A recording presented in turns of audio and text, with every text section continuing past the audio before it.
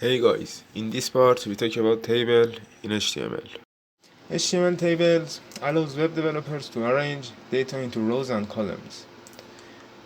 To understand the example better, we have added borders to the table. A table in HTML consists of table cells inside rows and columns. Table cells. Each table cell is defined by a TD tag. TD stands for table data. Everything between TD tag are the content of the table cell. So, for example, I create a table tag and tr for row and TD, Emil, Control C, Control V and Control V, TD tag and Tobias and another content. And table data elements are the data containers of the table.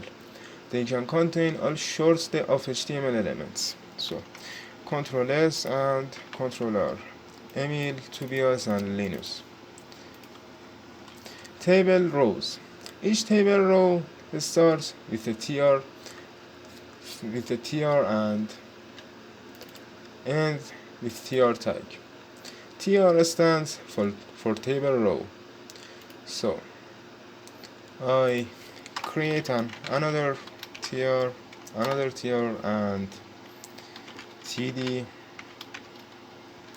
16, Control C, Control V and Control V, 14 and 18, Control S, Control R, Emil is 16, 14 and 18.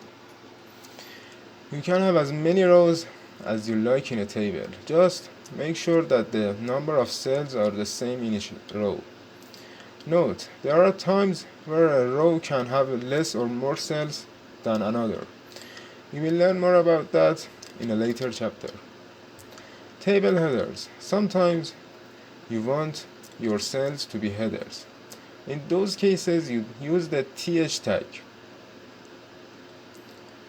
So, I create another tr, table row and th tag, table heading, person 1, Control C, V and V, person 2 and person 3, Control S and Control R, person 1, 2 and 3.